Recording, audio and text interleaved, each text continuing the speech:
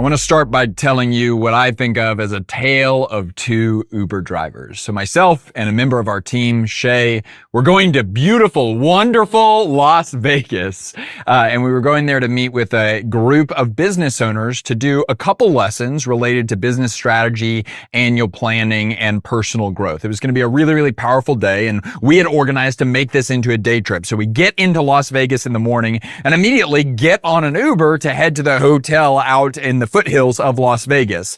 And, Shay and I are people, right? So we just start asking the Uber driver questions. And I love asking Uber driver questions because these are people that are talking to people all the time. And so they get so many different perspectives. A lot of times they're really interesting characters, very enigmatic people. And so I always think it's very fun to talk to Uber drivers. And one of the questions that I always ask is one of the questions that I asked here on this ride. And I said, I bet you meet some interesting people. What's one of the wildest stories you've ever had happen in an Uber ride before? And man, I didn't really think about the fact that asking that question that I ask all over the country to Uber drivers is a little bit different if you ask it in Las Vegas, right? And so I asked him, what's the wildest story you've got? And I'm not going to share it with you on this podcast because what he proceeded to share with me was, there's only one way to put it, disgusting. It was gross. And Shay and I were both like, oh my God. And he was talking about how disgusting it was, how awful it was. And then he kind of transitioned from there and the conversation just kind of unfolded. And he got close to basically just saying, people here in Las Vegas are just awful. And he just started really just degrading, not even just some people, just all people. And just talking about how he doesn't like his job and the people he interacts with are just terrible and how he's just doing what he can to get by because it's what he has to do. And it's just awful, right? It went so far to where we were trying to kind of maybe bring some hope into the conversation, some optimism, some positivity. And I think it was Shay that said, are you married or do you have a girlfriend? And then he even said, no, every woman in this city is either a prostitute or they're trying to cheat on their husband. He said that. Every single woman in this city is a prostitute or they're trying to cheat on their husband. And it was crazy sitting in that car ride that day and realizing these are not just things that he's rattling off just as generalizations that are kind of exaggerations that he doesn't really believe. No!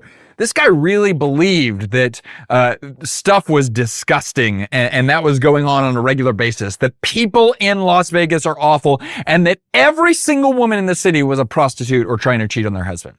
And now we kind of regret asking all those questions, but end up going into the conference after he drops us off. I do the teaching. We have a wonderful day with business leaders. And then that afternoon, we get into another Uber to go back to the airport. Like I said, it was a day trip. And we started asking this guy similar questions. And what was so wild is he just immediately went, man, the people that I meet doing this job are fascinating. They're so interesting. They're from all over the world. They've got different stories. He started talking about how man, the thing that's really cool about Las Vegas is there's just so much opportunity in Las Vegas. And the entrepreneurial scene here is wonderful. And he talked about certain things he was pursuing with regard to starting his own businesses and even selling businesses. And then he talked about how he just loves the weather in Las Vegas and how beautiful Las Vegas can be if you know where to go and what to look for. And then he talked about how him and his wife just really, really adore and love the proximity of where they live to Lake Tahoe. And that's just been such a kind of hallmark location in their marriage where they go every single summer to Lake Tahoe and spend time there. And it's just a couple-hour drive. Again, if you had paired these two stories next to each other, you would have thought they live in two different cities, but they don't. They live in the exact same city. And one was describing it as disgusting. The people are awful and there's nothing for me here. And the other was saying there's so much opportunity. It's so beautiful and it's around so much that's so good. And here's the principle we already know, but we're so prone to forget. The way you view things impacts the way you do things.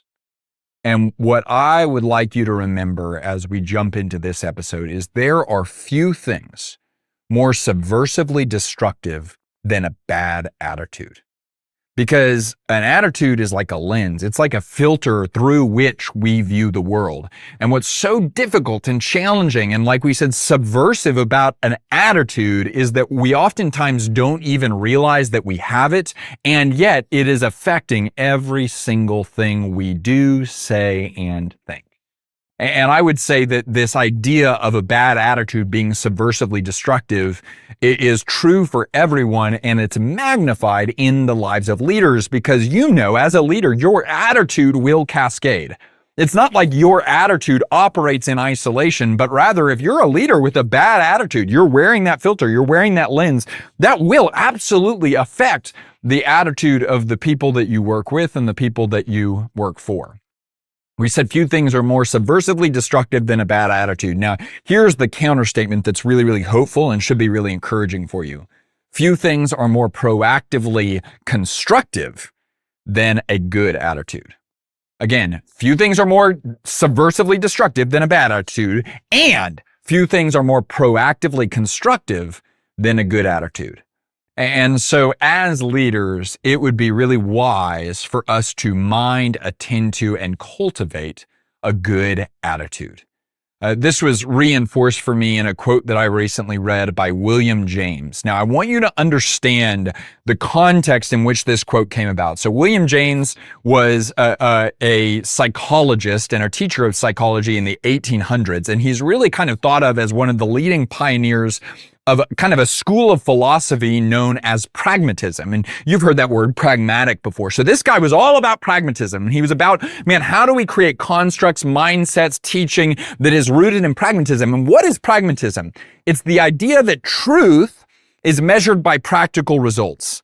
And so his whole frame of thinking was the idea that how do you know if something is true is if in the real world, in action, it creates practical results. And it's in that context that this is what that man said. He said, the greatest discovery of my generation, this is crazy.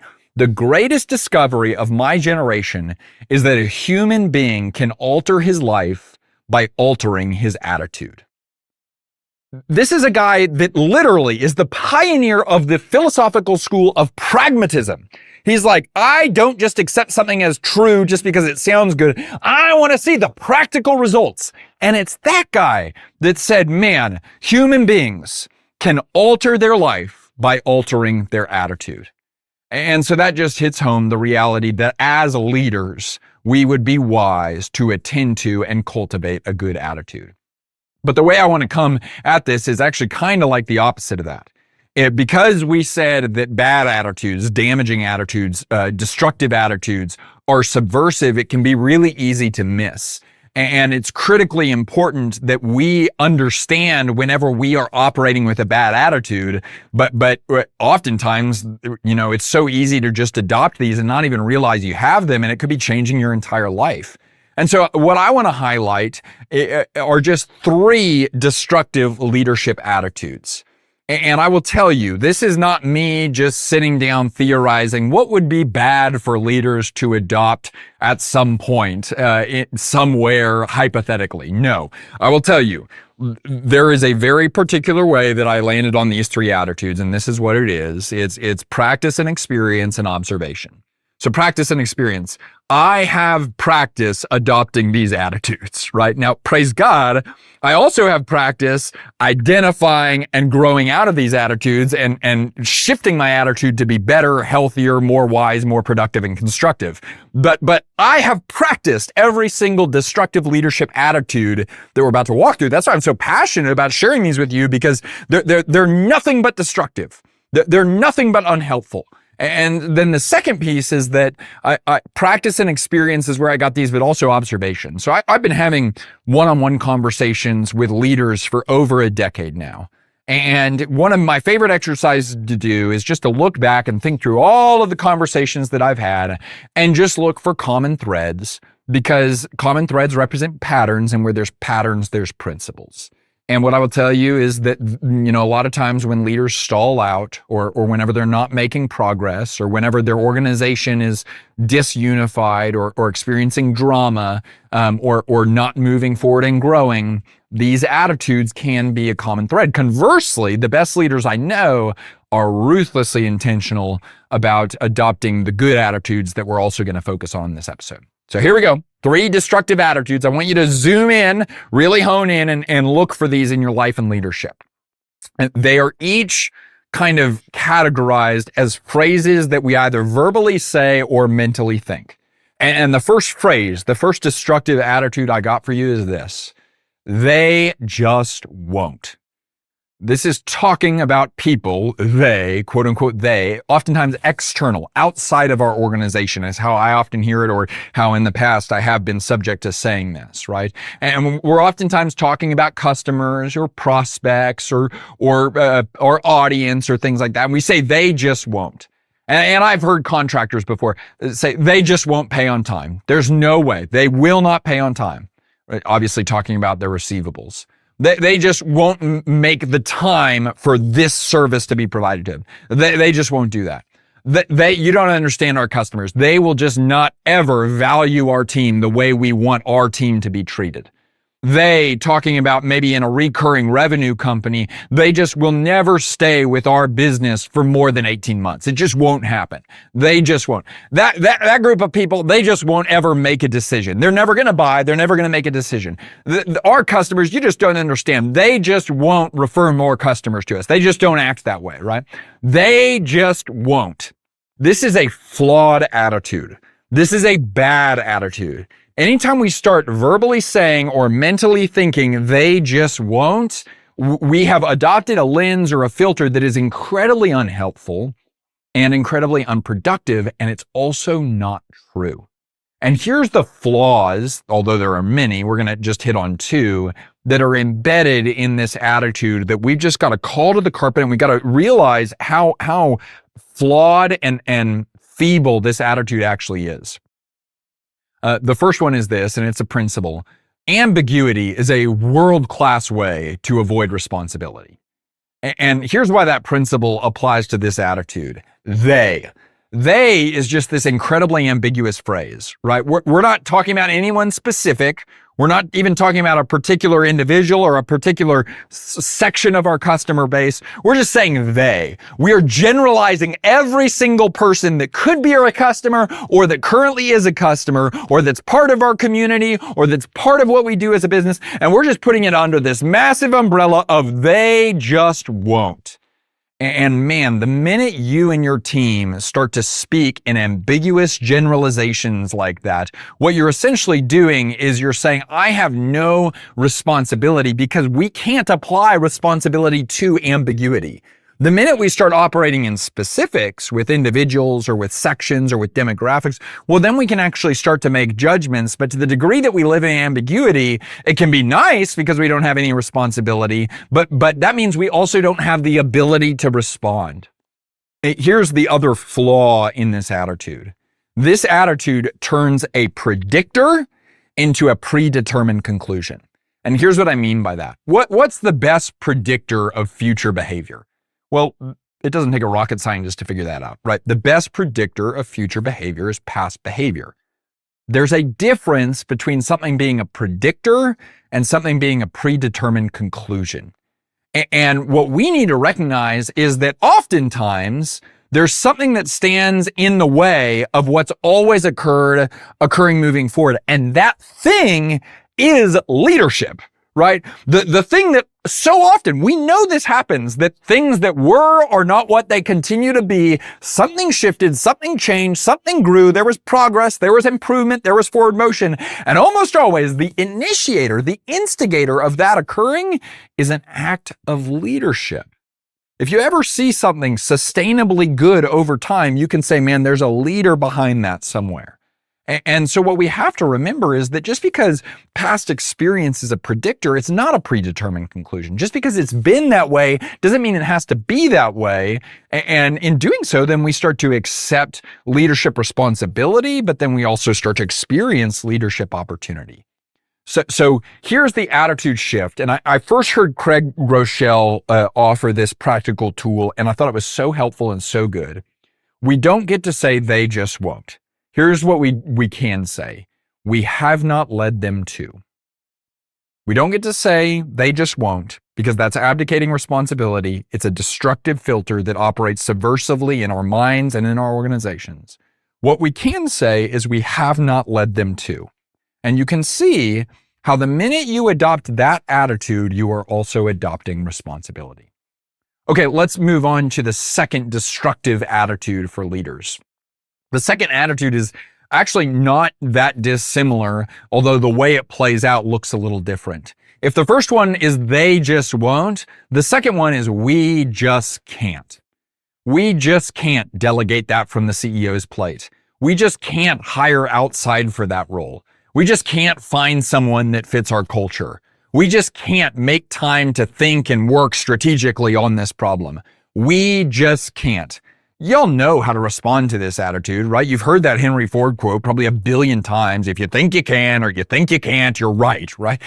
It's kind of sad that that quote is so used today in business and leadership lexicon that it's become cliche. But man, it's so true that what you think about what is and isn't possible can actually be a self-fulfilling prophecy. Now, here's the flaw in we just can't. A lot of times when you start to adopt this language or this ideology of we just can't do that, you start to confuse can't with haven't. This is a distinction that I first learned from a kind of unexpected source, and it's Josh Pate's college football show. So one of my hobbies is I love following, listening to, learning about. I get really into college football. College football is my emptying the dishwasher hobby, right? And I listen to college football podcasts. I love following the storylines. I love the pageantry. I love all of the change that's going on in that ecosystem right now with NIL and money and the way that, the University of Indiana has completely upended the sport by doing what they did in the past year. I just think it's all fascinating. And so Josh Pate is my go-to college football podcast. And here's what here's where I first heard him kind of talk about this is a couple years ago, he was talking about Ryan Day, who was the head coach of Ohio State University, right? And he said, the story that so many people will tell you about Ryan Day is this. He's a good coach, but he can't win the big game. And what they were referring to there is he can't win the national championship. He might be a good coach, but he can't win the national championship. Meanwhile, Ryan Day was repeatedly getting, number one or top 5 recruiting classes in the country, repeatedly making it very far in the postseason, and repeatedly knocking on the door. But people were just saying he just can't win the big game. And Josh Pate very prophetically would say, you are confusing can't with hasn't. And can't win the big game is very different than hasn't. And he said, you just watch. He's in the neighborhood. And if you stay in the neighborhood long enough, you're going to see this guy win a national championship. The next year, Ohio State beats my school, Texas, in or out to winning a national championship. And so that just proves that there's a difference between can't and hasn't. And so it can be really, really toxic for leaders to start thinking because we haven't, that means that we can't. But one of the things that does is you start to lose any sense of agency, that this is just a result you have to live with, and that you don't get to do anything to change that desired future or to influence the future that you're going to experience. And what I would tell you as a leader, we're going to record a whole episode on this, is you have agency, right? There are things that you can do to affect the result. And to the degree that you're lacking belief in that area, man, we gotta work on our attitude. I'll tell you where this bad attitude, destructive attitude seeps in for me is the areas of our business where it's just like we've tried a bunch of different things and we've come up short. Or even by circumstances out of our control, we get bruised and battered and bloodied, right? We have worked for quite a while on what does it look like to operationalize marketing and sales in our organization? How do we go about doing that? And I'll tell you, we have learned a lot of lessons in terms of how we go about doing that. And a lot of those lessons were learned the wrong way. Choosing the wrong contract service, hiring the wrong person, pursuing the wrong strategy, not allocating resources appropriately, not measuring and being clear about the results that we actually want to see, not understanding the relationship between turning strangers into prospects and then turning those prospects not into, your end all be all top tier customer, but just turning to them into a part of your ecosystem. All those are lessons that we've learned. And I could list 100 more for you. And most of them we learned in hard ways, right? And some of that is emotionally hard because there's people involved. A lot of that is financially hard because it's like we keep trying this. And every single time we try something, it costs money. And more than it costs money, it costs time. And then we come up short, right? And it could be so easy, and this happened for a while, to just think like we've tried so many things and we haven't been able to figure it out, so we just can't. Operationalizing marketing and sales is something that we cannot do. And I will tell you, to the degree that we adopt that attitude, we're absolutely right, and there's no options available to us. The minute we start to say, this is just a problem, and it's not that we can't solve this problem, it's just that we haven't yet solved this problem, well, then we get to adopt the attitude shift. And what's the proper attitude? What's a good attitude? It's not we just can't. Here's a good attitude. Every problem is solvable. So we're just going to label this as a problem, and we know that every problem is solvable, and it's not that we can't, it's just that we haven't. And if this is a problem, which we think that it is, then we're just going to keep moving forward. We've got belief that it can be solved. You know the principle, effort never sustainably exceeds belief. So to the degree that you believe it's impossible, you will never exert the effort. To the degree that you say, man, it's possible to solve this problem, we will take action. And that's exactly what happened with us, right? We took action. We hired Ben Loy on our team that many of you have met. And then out of that, we hired Shay and Catherine. And we have a business growth team now. And we're not fully there yet, but we have made more progress in the past year towards operationalizing business growth. But the first thing that had to occur before any of those practical steps was we had to adopt the belief that it was possible. Here's the third destructive attitude for leaders. I'm not wired that way. I'm just not wired that way, right? They just won't. We just can't. I'm just not wired that way. Now, you could hear this and say, man, to me, that feels like a statement of self-awareness. Yeah, I totally agree with you. And hopefully you trust me enough and know me well enough to know I'm very pro self-awareness, right? I think you should know how you're wired. But sometimes if we're not careful, we start to confuse a personality predisposition with our identity. And so we start to say, I'm just not organized. I'm just not a visionary. I'm just not a communicator. I'm just not creative. I'm just not good with details. I'm just not good with people at all. And here's the deal. Here's what I see happening. Here's the flaws in this attitude. It is that we start to make wiring into an identity, like we said. Now, let's understand what's true here. Is wiring a real thing? I think it is. I think people are born in such a way, or even raised in such a way, nature and nurture, it's both at the same time, to be predisposed towards having strengths in particular skills, proficiencies, aptitudes, all of that, right? Like I genuinely believe that. And I believe that that's a God-given thing. So I certainly don't think we should deny that. In fact, I actually think we should celebrate that. But here's what I also want you to remember, and I believe this because I've seen it play out as true so many times. Your wiring is a statement about your personality and your predisposition. It is not a stagnant identity. So organization, the ability to catch and cast a vision, the ability to communicate well, the ability to attend to details, the ability to be good with people, all of those things are skills. And some people might be more predisposed initially, might start at an 8 or a 9 on their route to becoming a 10 in those skills. But maybe you start at a 2. Does that mean that you're not even capable of becoming a 4? Absolutely not, right? I see people go from 2 to 6 all the time in some of these areas. And what I'm not challenging you to do is to master your weaknesses. I think it would be an incredibly unfruitful and unproductive use of your time to try and go from being a 2 with regard to details and organization and say, I'm going to become a 10. But man, I'll tell you, I don't know many leaders that grow healthy, centered, stable, organized organizations. It's literally called an organization. If they just say, well, I'm a 2 at organization, I'm always going to be that way. Right. And so we don't just get to abandon it entirely. We say, man, that's a skill that I'm going to shore up, that I'm going to work on. But here's the other thing that I think is really maybe even more damaging than that statement on skill development. When we start to say, I'm just not wired that way as a statement of finality or totality, it can prevent you from owning your weaknesses. And here's what I mean by that. I think you have 3 ways of dealing with your weaknesses.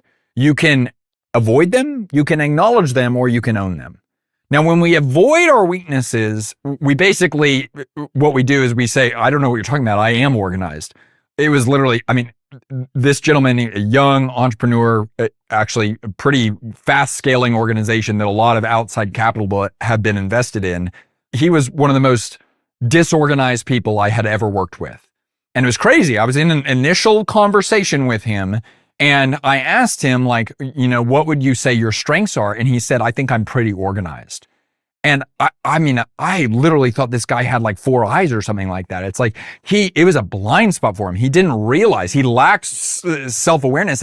And we even had a conversation about it. And I said, man, not only do I not think that, I have talked to people that you work with and they would say that is crazy. That is lunacy. And he even fought for the idea that organization was a strength for his a little bit. And he tried to justify it as a strength that just other people just didn't understand how he was organized. And it's like, man, if everyone is telling you you're not organized, you're probably not organized, right? We need to remember that. And so he was avoiding his weakness, right? And you can't do anything. You'll never fix what you refuse to see. So the next step is we can acknowledge our weakness. And acknowledging weaknesses is something that good leaders do. But it's not what the best leaders do, because you can just name something a weakness and then do nothing with it. That's basically like saying, I'm just not wired that way. Here's what great leaders do. They own their weaknesses.